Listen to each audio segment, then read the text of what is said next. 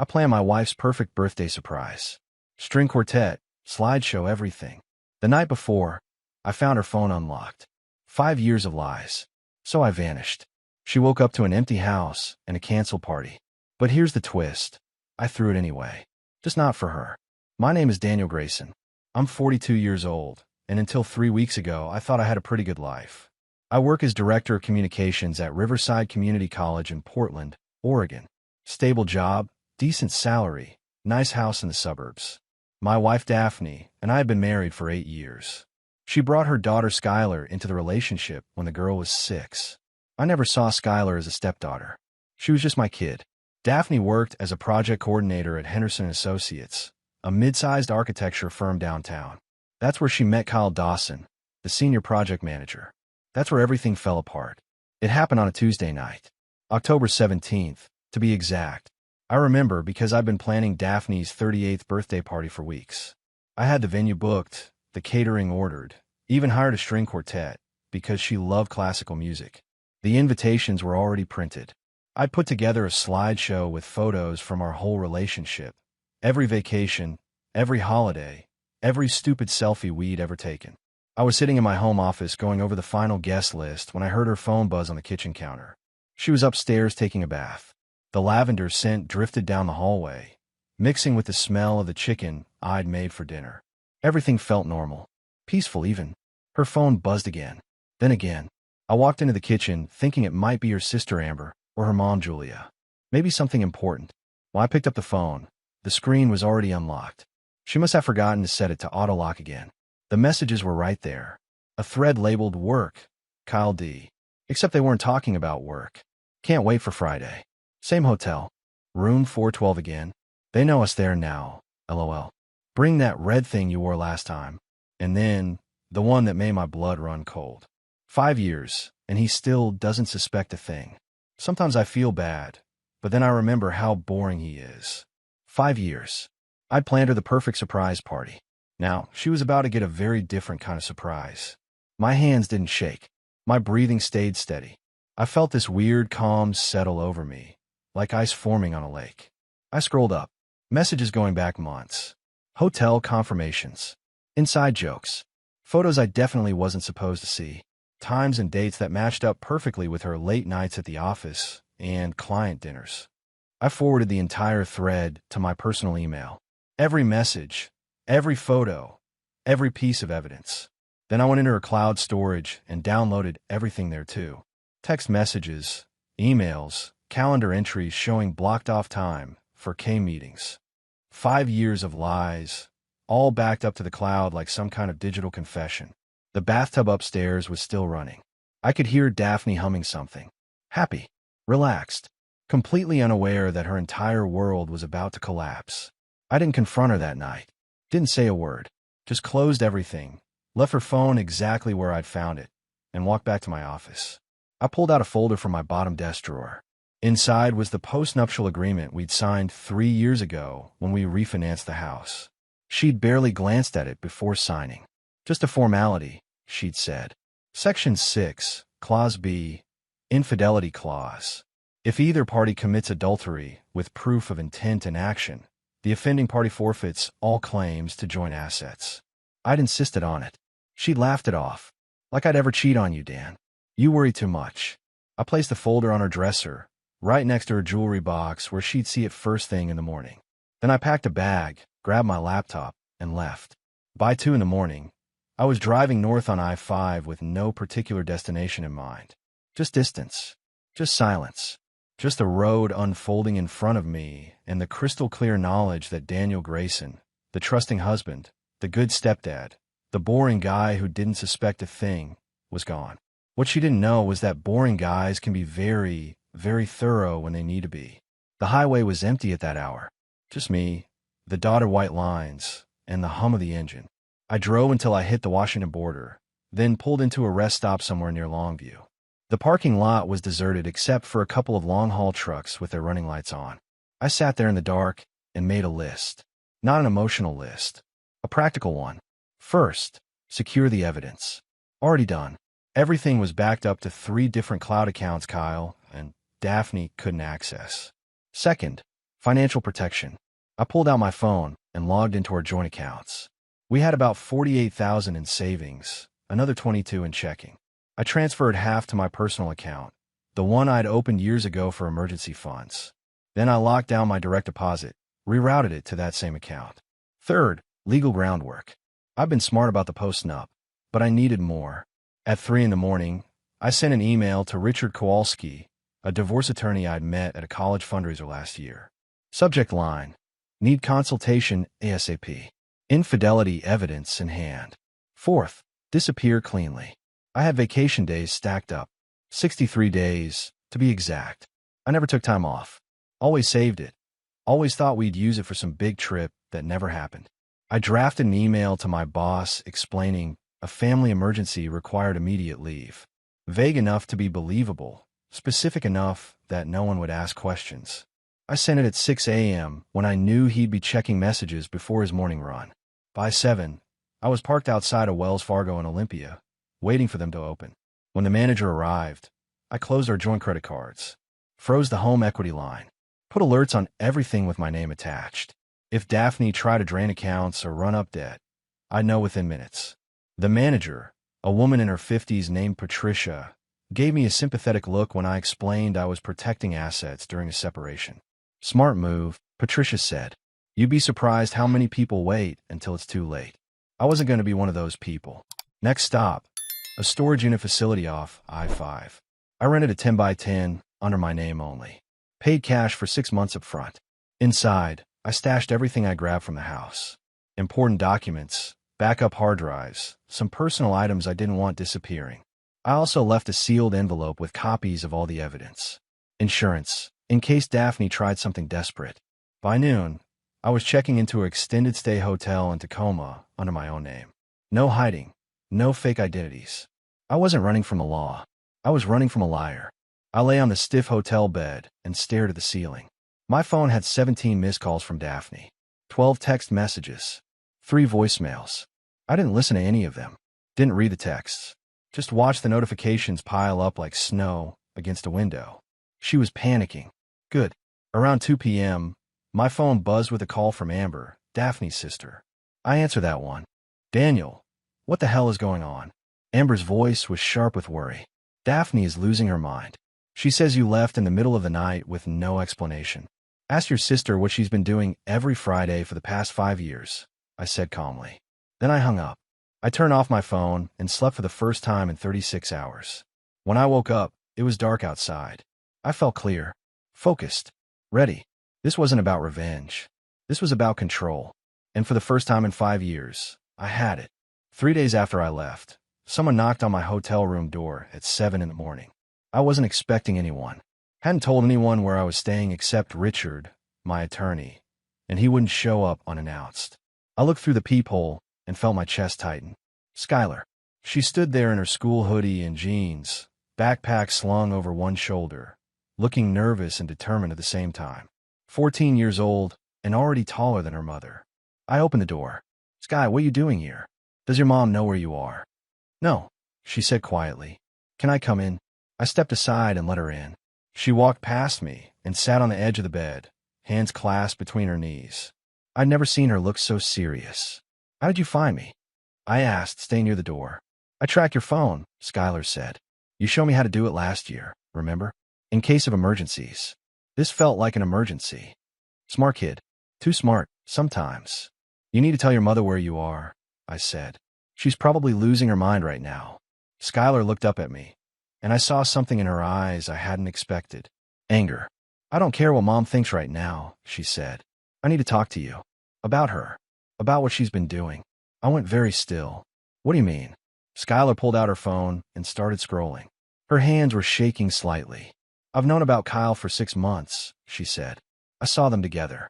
At first I thought maybe it was just work stuff, but then I saw them kissing in his car outside our house. Mom told him you were at some conference and wouldn't be back until late. 6 months. This kid had been carrying this secret for 6 months. Why didn't you tell me? I asked, keeping my voice gentle. Because I thought if I ignored it, it would go away, Skylar said, and her voice broke a little. I thought maybe it was just a phase or whatever. But it didn't stop. And then you left, And Mom is crying and calling everyone saying you abandoned us. And I can't let her do that. She held out her phone to me. On the screen was a photo she'd taken through a window. Daphne and Kyle in his Mercedes, clearly more than colleagues. The timestamp showed it was from 4 months ago. I have more, Skylar said. Photos, videos. I started documenting everything after the first time because I thought maybe I could use it to make her stop. To threaten to tell you if she didn't end it. Did you? I asked. Threaten her. Skylar shook her head. I was too scared. But I want to help you now. Whatever you're planning, whatever you need. She shouldn't get away with this. I sat down next to her and put my arm around her shoulders. She leaned into me, and I felt her start to cry. You're not responsible for your mother's choices, I said quietly. And you shouldn't have had to deal with this alone. Are you leaving us? Skylar asked, her voice muffled against my shoulder. Leaving me? I'm leaving your mother, I said. I'm not leaving you. Never. She pulled back and looked at me. Promise. Promise. Skylar wiped her eyes and took a shaky breath. Then let me help. Please. I want her to know that I know. That I'm on your side. I thought about it for a long moment. This was a lot for a 14-year-old to handle. But she'd already been handling it for months, alone, carrying the weight of her mother's betrayal without anyone to help her. Okay, I said, but we do this carefully. And you don't put yourself in the middle of anything dangerous or ugly. Deal, Skylar said. She sent me all the files right there. Photos, videos, even screenshots of texts she'd seen on her mother's phone when Daphne left it lying around. The evidence was damning. More than I'd had before. Thank you, I said. This took courage. She hurt you, Skylar said simply. And she lied to both of us. That's not okay. No, it wasn't. By the end of the week, Daphne had figured out I wasn't coming back anytime soon. The panic calls turned into angry voicemails. Then threatening ones. Then, finally, desperate. I didn't respond to any of them. What I did do was meet with Richard Kowalski at his downtown office. He was a bulldog of a man, mid-50s, with a reputation for winning ugly divorces. His office walls were covered with framed degrees and photos of him, shaking hands with judges. You've got her dead to rights, Richard said, reviewing the evidence I'd brought. The post-nup is solid. The proof is overwhelming. She won't get a dime. What about Skylar? I asked. I want to make sure she's protected. Richard leaned back in his chair. Skylar's 14. In Oregon, a judge will take her preference into account for custody decisions. If she wants to live with you, and you can demonstrate a stable environment, you'll likely get primary custody. Daphne will fight it. Let her fight, Richard said. You have documented evidence that her mother has been conducting an affair for 5 years, that she's been lying, manipulating, exposing her daughter to inappropriate situations. Any judge worth their salt will see you as the stable parent. I nodded slowly. I want a restraining order too, just in case. Smart. We'll file everything next week. Divorce petition, custody motion, asset freeze, the works. I left his office feeling something I hadn't felt in days. Control. That afternoon, I got a call from an unknown number. I almost didn't answer, but something made me pick up. Daniel, it's Amber. Daphne's sister. We'd always gotten along well. She was older than Daphne by 3 years, more grounded, less interested in appearances. Amber, I said carefully. What can I do for you? I need to talk to you, Amber said. In person. Please. Just give me 30 minutes. We met at a coffee shop in Beaverton, neutral territory. Amber was already there when I arrived, sitting at a corner table with 2 cups of coffee in front of her. She stood when she saw me and gave me a hug that surprised me. I'm so sorry, she said quietly. We sat down. Amber looked tired, older than her 41 years. Daphne told me everything, Amber said. Not willingly. I forced it out of her after you called me. About Kyle, about the affair, about how long it's been going on. And I asked. And I'm disgusted, Amber said flatly. I told her she's an idiot, and she deserves everything that's coming to her. I blinked. That wasn't what I'd expected. I love my sister, Amber continued. But I won't defend what she did. You've been nothing but good to her and to Skylar. You didn't deserve this. Does she know you're meeting with me? I asked. No. And I don't care. Amber took a sip of her coffee. I'm here to tell you that if you need someone to testify about her character, about the kind of mother she's been, I'll do it. You testify against your own sister? I'd testify for the truth, Amber said. And for Skylar. That girl deserves better than watching her mother destroy a good man. I studied Amber's face. She meant it. Thank you, I said. That means more than you know. There's something else, Amber said. Mom knows too. Julia. She's furious. She wants to talk to you, but she's afraid you won't take her call. Julia had always been kind to me. Traditional, a bit old-fashioned, but fair. I'll talk to her, I said. Amber smiled sadly. You're handling this with more grace than most men would. I'm not interested in being bitter, I said. I'm interested in being free. The divorce papers hit Daphne like a freight train. Richard filed everything on a Tuesday morning. By noon, a process server had delivered the documents to her at work. She called me 17 times in the next 2 hours. I didn't answer once. What I did do was send her a single text message. Everything you need to know is in the legal filing. Your attorney can explain it to you. Then I blocked her number. That evening, I got a call from Julia. I promised Amber I'd talk to her mother, so I picked up. Daniel, Julia said, her voice heavy. I just spoke with Daphne. She's hysterical. Says you're taking everything, that you won't even talk to her. Did she tell you why? I asked. There was a pause. She said there was a misunderstanding about a work colleague. I almost laughed. A misunderstanding. 5 years of hotel rooms and lies. And she was calling it a misunderstanding. Julia, I'm going to send you something, I said. And after you see it, if you still think I'm being unreasonable, we can talk. I forwarded her a selection of the evidence. Not the explicit photos, just the text messages. The hotel confirmations. The calendar entries showing K meetings scheduled during times Daphne had told me she was visiting Julia or running errands. 10 minutes later, Julia called back. When she spoke, her voice was thick with tears. I'm so sorry, she said. I had no idea. 5 years. 5 years, I confirmed. And Skylar knows? Skylar figured it out on her own 6 months ago. She's been carrying that weight by herself because she was scared to tell anyone. Julia made a sound like someone had punched her in the stomach. That poor child. And you've been so patient with all of us. With Daphne's drama, with her career changes, with everything. I tried, I said quietly. But I can't do it anymore. I understand, Julia said. And I want you to know, whatever happens in this divorce, I'm not taking her side. What she did is unforgivable. You have my support. And if you need me to speak on your behalf regarding Skylar, I will. 2 family members willing to testify against Daphne. Richard had been right. This was going to be a bloodbath. The following week, I got word through Richard that Daphne had hired Sharon Kellerman, one of the most aggressive divorce attorneys in Portland. Sharon had a reputation for scorched earth tactics. She didn't win by being fair.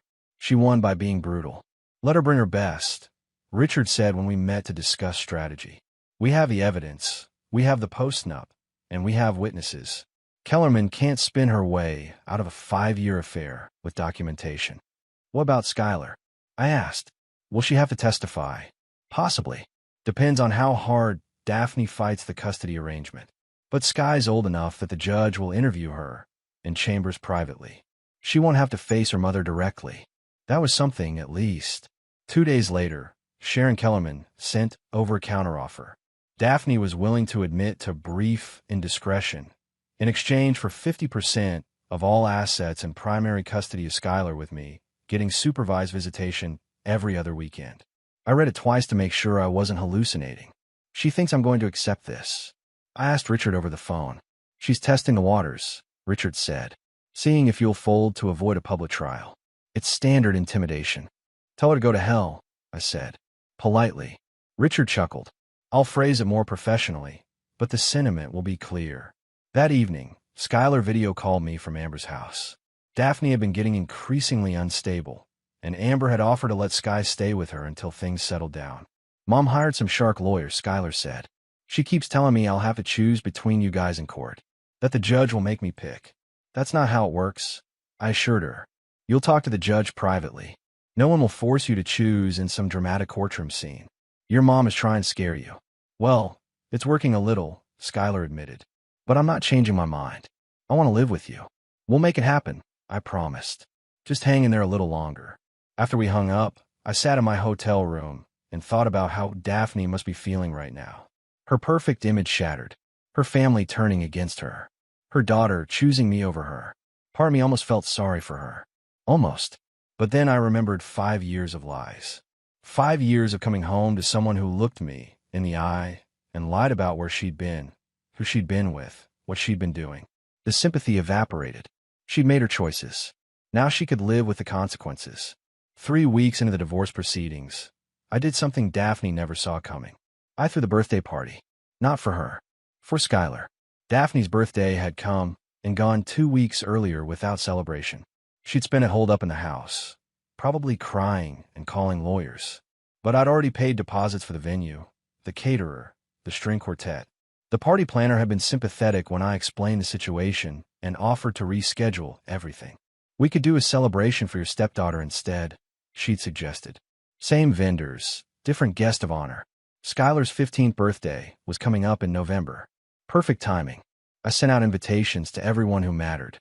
Skylar's friends from school, Amber and Julia, a few of my colleagues from the college who'd gotten to know Sky over the years, even some of Daphne's old friends who'd quietly reached out to express their support for me.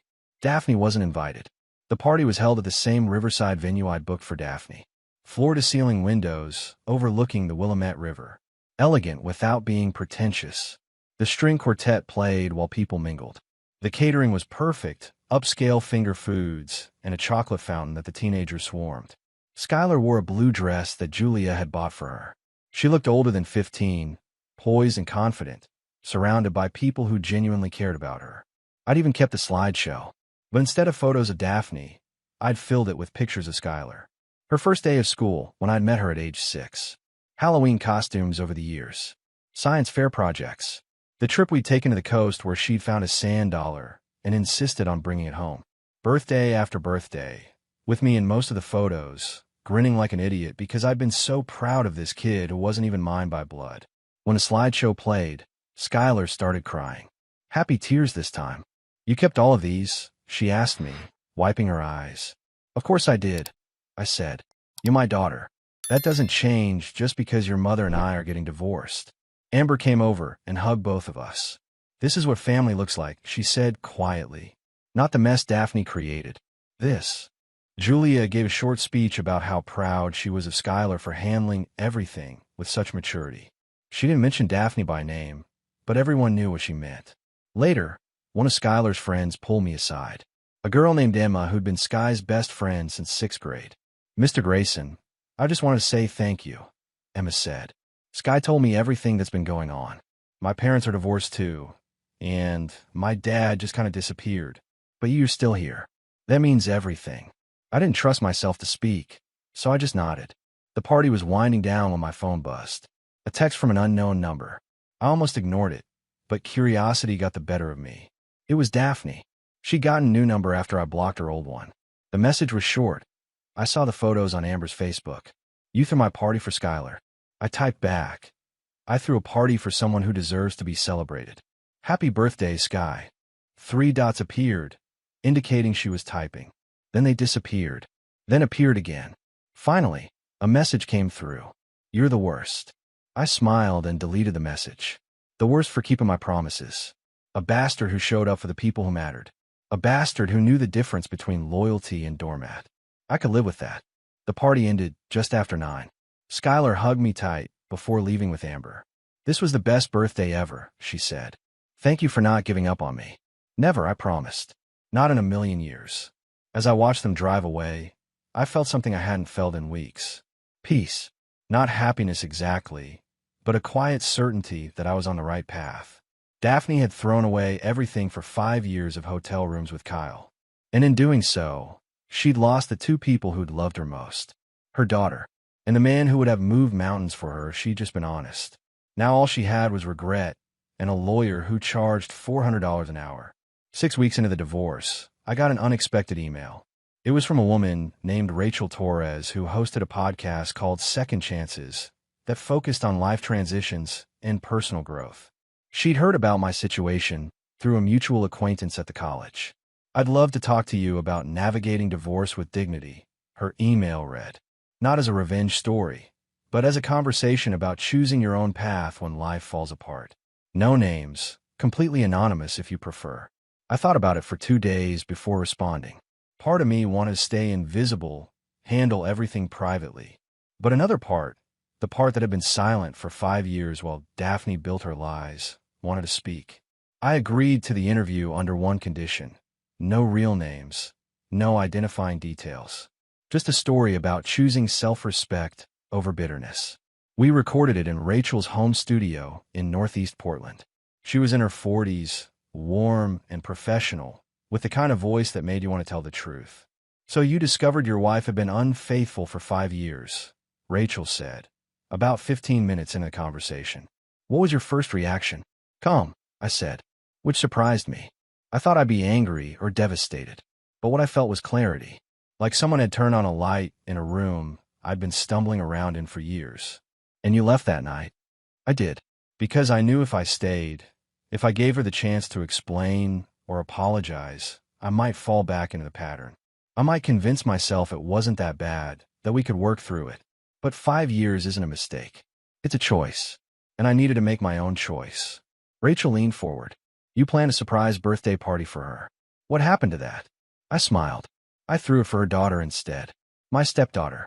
She'd been caught in the middle of everything, and I wanted her to know that some people keep their promises." "That's remarkable," Rachel said quietly.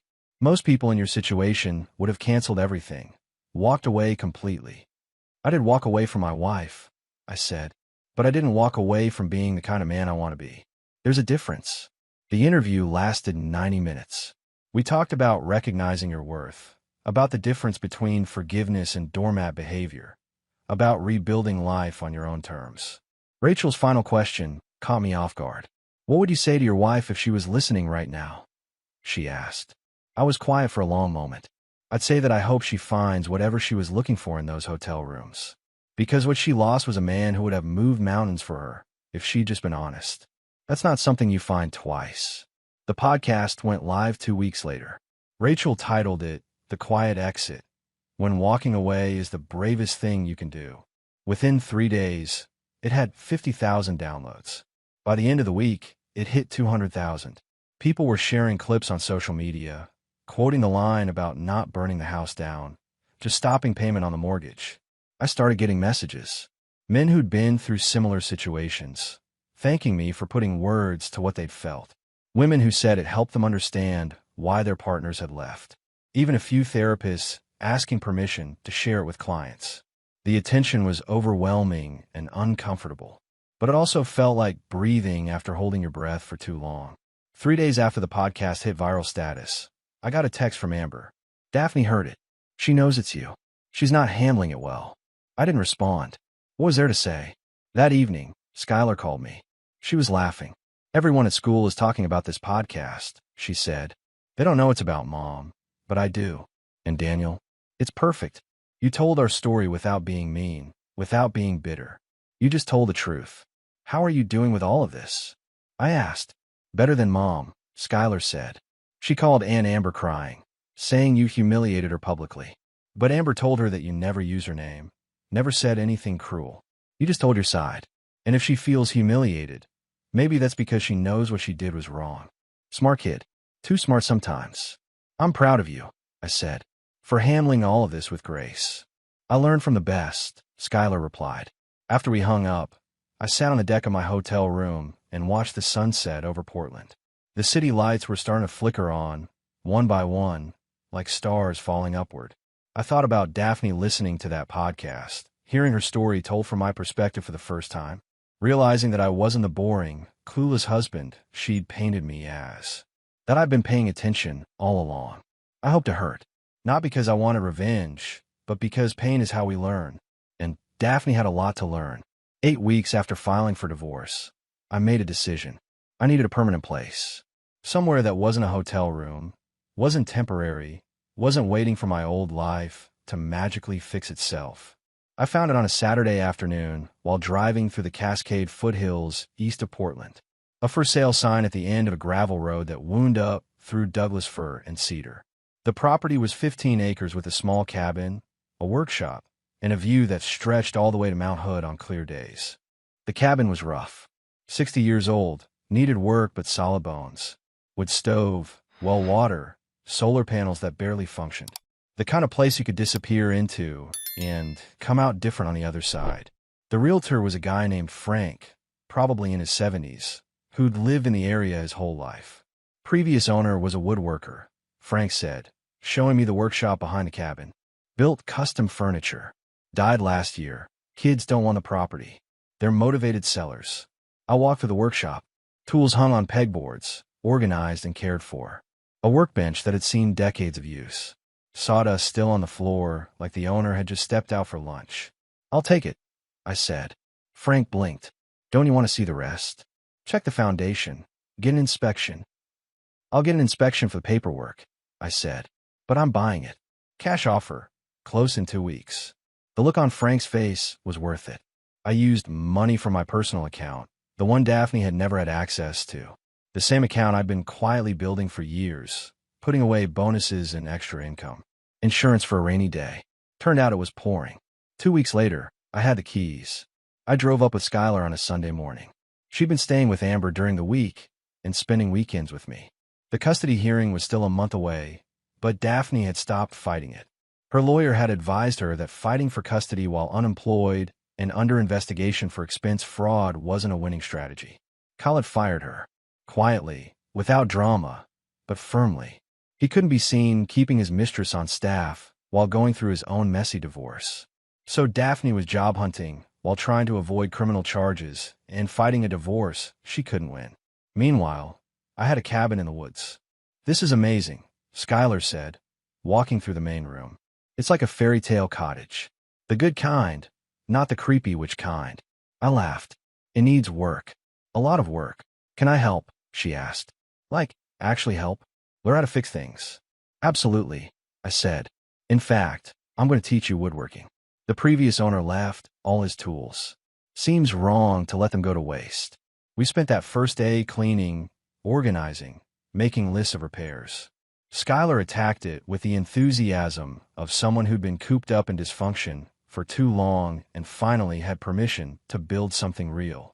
That evening, we sat on the porch and watched the sunset paint Mount Hood in shades of pink and gold. Skylar leaned against my shoulder. I like this version of life better, she said quietly. It's simpler. Honest. Me too, I admitted. Do you think Mom will ever understand what she lost? Skylar asked. I thought about it. Maybe. Someday. When she stops being angry and starts being honest with herself. And if she doesn't, then that's her choice to live with, I said. Not ours. The next week, I started teaching Saturday woodworking classes. Posted a flyer at the local community center. Nothing fancy. Just basic woodworking for beginners. Saturdays 10 to 2. Learn to build something that lasts. 6 people showed up the first week. By week 3, I had a waiting list. Most of them were men going through their own versions of what I'd experienced. Divorces, job losses, life transitions. They came to learn how to use a saw and a plane, but what they really needed was a place where they didn't have to pretend everything was fine. We built simple things at first. Cutting boards, small shelves, picture frames. But it wasn't really about the projects. It was about the process. Taking raw materials and shaping them into something useful. Sanding away the rough edges. Creating order from chaos. One of the guys, a veteran named Tom going through a brutal divorce, said it best. This is cheaper than therapy and more useful than a bar. I couldn't argue with that. 4 months after the divorce was finalized, Daphne showed up at my cabin. I didn't know how she'd found the address. Maybe Amber told her. Maybe she hired someone to track me down. Either way, there she was on a Saturday afternoon, standing at the bottom of my driveway looking uncertain and small. I was in a workshop with 3 students, teaching them how to use a hand plane. Tom, the veteran, spotted her first. Daniel, you've got company, he said quietly. I looked up and saw her through the open door. My first instinct was to tell her to leave, but something in her posture stopped me. She wasn't here to fight. She was here to surrender. I excused myself and walked out to meet her. We stood there in the gravel, 10 feet apart, like strangers meeting for the first time. How did you find me? I asked, keeping my voice neutral. Your attorney gave Skylar the address, Daphne said. For emergencies. She didn't tell me, but I saw it written down. This is an emergency. I asked. For me it is, she said quietly. Can we talk? Just for a few minutes. I considered sending her away, but curiosity won out. I gestured toward a bench near the tree line, away from the workshop where my students could still see us, but not hear us. We sat down, maintaining careful distance between us. "I'll listen to your podcast," Daphne said. "About 15 times, actually. And every time, I kept waiting for you to say something cruel, something vindictive. But you never did. What would be the point?" I asked. "Most men would have destroyed me publicly," she said. "Used my name, shared the photos, made me into a villain. But you told your story without making me into a monster." "You're not a monster," I said. "You're just someone who made terrible choices." Daphne flinched. "I lost everything, Daniel. My job, my reputation, my family. Julia barely speaks to me. Amber is polite but distant. Skylar lives with you full-time and sees me every other weekend like I'm some kind of babysitter." "You did that to yourself," I said calmly. "I know," she whispered. "I know I did. And I wanted to come here and tell you that I understand now. What I threw away. Who you were. What we could have been if I hadn't been so stupid and selfish." I waited. There had to be more. "I'm in therapy," Daphne continued. "Real therapy, not just the court-ordered stuff. My therapist thinks I have some kind of validation addiction. That I need constant attention and affirmation from new people because I don't believe I'm worth anything on my own." "That's probably accurate," I said. She looked at me with surprise. "You knew." "I suspected," I said. "The way you needed everyone to like you, to admire you. The way you curated your life for Instagram instead of living it. But I thought if I loved you enough, you'd feel secure." "I was wrong." "You weren't wrong," Daphne said. "I was just too broken to see what you were offering." We sat in silence for a moment. Birds called from the trees. In the workshop, I could hear Tom laughing at something one of the other students said. "Why are you really here?" I asked. Daphne took a shaky breath. "I wanted to ask if there's any chance, any possibility, that someday you might forgive me. Not take me back. I know that's over. But just forgive me so I can stop hating myself." I looked at her. Really looked at her. She'd lost weight. Her hair was shorter, less styled. She wore jeans and a plain sweater instead of her usual designer clothes. She looked more real than I'd ever seen her. "I forgave you months ago," I said quietly. "Not because you deserved it, but because carrying anger was exhausting. But forgiveness doesn't mean reconciliation. It just means I'm not letting what you did poison the rest of my life." Tears streamed down her face. "Thank you. That's more than I deserve." "Probably," I agreed. "But Daphne, you need to do something for me." "Anything," she said. "Stop punishing yourself and start building a real life. Get the therapy you need. Be honest with people. And most importantly, be a real mother to Skylar. Not the Instagram version. The actual, show up and do hard things version." "I'm trying," Daphne said. "It's harder than I thought." "Most real things are," I said. She stood up, wiping her eyes. "I should go. I just needed to say this face to face." As she walked toward her car, I called out, "Daphne." She turned back. "I hope you find what you're looking for," I said. "Just make sure it's real this time." She nodded and drove away. Tom came out of the workshop a few minutes later. "Ex-wife?" he asked. "Yeah," I said. "How'd it go?" "Better than expected," I admitted. "Turns out sometimes people do learn from their mistakes." "You think she'll actually change?" Tom asked. I shrugged. "Maybe. Maybe not. But that's not my problem anymore." We went back into the workshop and spent the rest of the afternoon teaching people how to turn rough wood into something beautiful. 9 months after the divorce, my life looked nothing like it had before. The cabin was fully renovated. Skylar had her own room with a view of the mountains. The workshop had become a gathering place for men rebuilding their lives, one project at a time. I'd started a YouTube channel documenting the builds. Nothing fancy, just me talking through techniques while working on furniture. It had grown to 30,000 subscribers. People said they found it calming, meditative. A few even said it had saved them during dark times. The college had offered me my old job back, but I declined. I was making enough from the classes, some commission furniture work, and ad revenue from the channel. More importantly, I was happy. Actually happy, not just comfortable. Skylar was thriving. Straight A's, made the honor roll, joined the robotics team. She spent weekdays with me and occasional weekends with Daphne, when Daphne could get her act together. The relationship between them was healing slowly. Skylar had set boundaries, and surprisingly, Daphne was respecting them. Julia visited twice a month, bringing groceries and stories about her book club. Amber came up with her kids for camping trips. Even Tom from the workshop had become a regular fixture, helping with bigger projects, and offering the kind of quiet friendship that doesn't require constant maintenance. On a Sunday morning in early fall, I was sitting on the porch with coffee when a car I didn't recognize pulled up. A woman got out, mid-30s, with kind eyes and an easy smile. "Daniel Grayson?" she asked, walking up the path. "That's me," I said, standing. "I'm Melissa Porter," she said, extending her hand. I shook it. "I'm sorry to show up unannounced. I heard about your woodworking classes from the community center. I was hoping there might be room for one more student." "Classes are pretty full," I said, "but I can put you on the waiting list." "Actually," Melissa said, "I was hoping for something more specific. I'm starting a nonprofit that teaches job skills to people re-entering the workforce after incarceration. I want to include woodworking as one of the options. I was wondering if you'd consider consulting on the program." I stared at her. "You want me to teach ex-convicts woodworking?" "I want you to teach people who made mistakes how to build something meaningful," she corrected gently. "Same thing you're doing here, just with a different population." I thought about it. About Tom, who'd been lost before he found a hand plane and a purpose. About all the men who came through my workshop looking for something they couldn't name, but found in the simple act of creation. "Let me think about it," I said. "But I'm interested." Melissa smiled. "That's all I'm asking. Here's my card. No pressure, just possibility." After she left, I sat back down with my coffee and looked out of the mountains. 10 months ago, I'd been a man whose wife had been lying to him for 5 years. A man planning a birthday party for someone who'd already checked out of their marriage. Now I was a man who taught people how to build things that lasted. Who'd created a space where broken people could come and slowly piece themselves back together. Who'd learned that sometimes the best revenge isn't revenge at all. It's building a life so good, so real, so authentic that the person who betrayed you becomes irrelevant.